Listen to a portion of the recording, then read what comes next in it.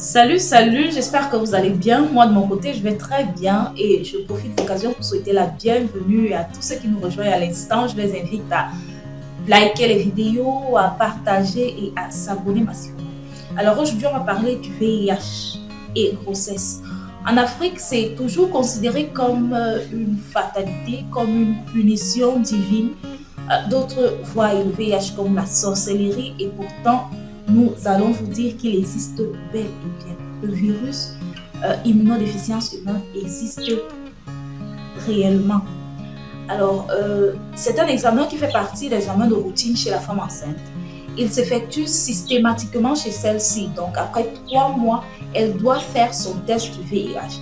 Lorsqu'elle est dépistée séronégative, on lui apporte des conseils sur les moyens de prévention du virus, comme par exemple d'effectuer les rapports sexuels avec du préservatif, ou alors de ne pas partager ses objets personnels avec les autres, aussi de désinfecter tout objet tranchant avant utilisation. Alors, on connaît les moyens de transmission du VIH. Il y a les voies sanguines, il y a les rapports sexuels non protégés avec une personne infectée. Il y a également la transmission mère-enfant, et c'est celle-là qui nous intéresse plus ici aujourd'hui. Alors, le VIH peut se transmettre de la mère à l'enfant pendant la grossesse, pendant l'accouchement et pendant l'allaitement maternel. Donc, lorsqu'on dépiste une femme séropositive, on doit immédiatement la soumettre au traitement pour éviter cette transmission mère-enfant. Le traitement est gratuit, c'est disponible.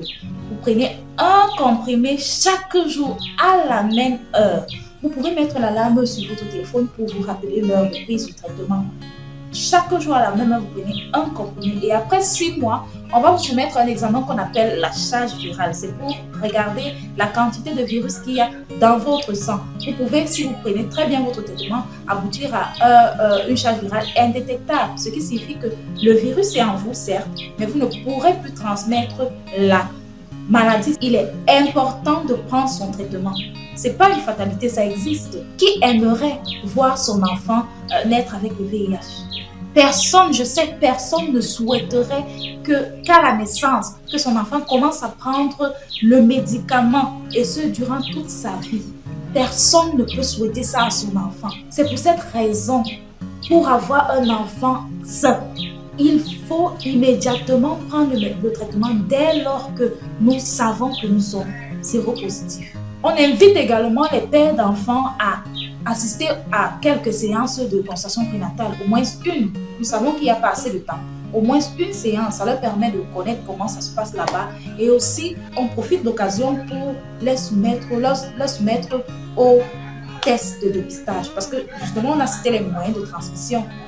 Il y a la voie sexuelle, dont le papa peut le transmettre à la femme et la femme qui, à son tour, transmettra cela à l'enfant. Donc, on invite le père à faire le test du VIH. Si lui aussi est dépisté positif, on le met immédiatement sous traitement pour stopper la chaîne de transmission, pour que la mère n'en souffre pas, pour protéger à l'occasion l'enfant également. Le VIH est différent du sida.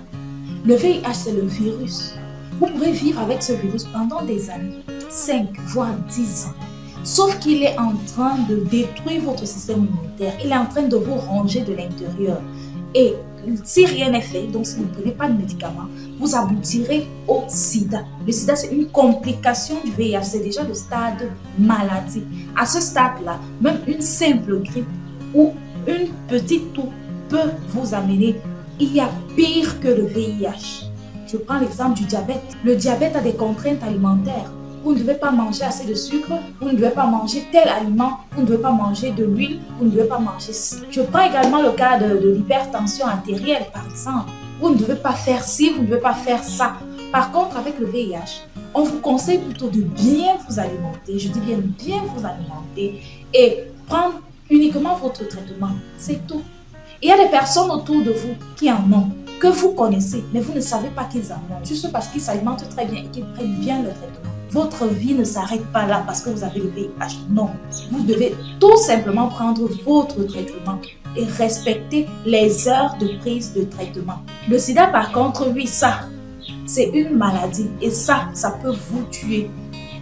Et pour éviter d'aboutir à la phase sida, il est impératif, il est important de prendre son traitement, de respecter la dose et de respecter les heures. Comme on le dit encore, le traitement est gratuit. Le test de dépistage est gratuit. L'examen de charge virale est gratuit. Mais un conseil, lorsque vous êtes déjà sous traitement, s'il vous plaît, n'arrêtez pas. Continuez de prendre votre traitement. Le truc, c'est que vous devez le prendre à vie. Sauf que lorsque vous arrêtez et que vous voulez reprendre, c'est encore très grave. C'est un peu comme un bandit qui vient chez vous pour cambrioler et vous le blessez avec de la machette, vous le loupez. S'il se relève, quand il revient, c'est pour la vengeance. C'est un peu comme ça avec le virus du VIH. Le traitement l'immobilise quelque part dans un coin de votre corps. Il ne peut plus agir. Sauf que lorsque vous arrêtez, il redouble de vigilance. Il devient plus virulent. Il met même les cornes sur la tête et on ne le reconnaît plus. Il vient juste pour vous exterminer. Donc, dès que vous avez commencé à prendre des antirétroviraux, s'il vous plaît, continuez jusqu'à ce que vous mourrez en fait. C'est toute la vie. Ceci vaut pour tout le monde, pas uniquement pour la femme enceinte ou alors le papa. Il est important que chacun de nous connaisse son statut sérologique. Ça lui permettra de se protéger lui et de protéger les autres. Pendant l'accouchement, il y a certaines techniques qu'on utilise pour limiter la transmission, pour éviter la transmission. Et aussi, on va demander à la femme enceinte de venir avec son citéal, c'est un antiseptique, un savon liquide, c'est un antiseptique, oui. Ça nous aidera également pendant l'accouchement. Et aussi, la transmission peut également s'effectuer pendant l'allaitement. C'est pour cette raison qu'on conseille à la femme allaitante qui est séropositive de choisir un mode d'allaitement. Soit elle allaite exclusivement au sein, soit elle allaite exclusivement au biberon. Pourquoi? Comment est-ce que cette transmission peut s'effectuer? Ceci fera l'objet d'une nouvelle présentation. Une fois de plus, nous vous disons merci pour votre aimable attention et nous vous invitons toujours à partager les vidéos, à liker, à vous abonner et quelle que soit la préoccupation que vous avez ou alors la question que vous pouvez avoir, n'hésitez pas à les poster en commentaire ou alors nous contacter via le numéro WhatsApp. Une fois de plus, merci pour votre aimable attention et on se dit à très bientôt.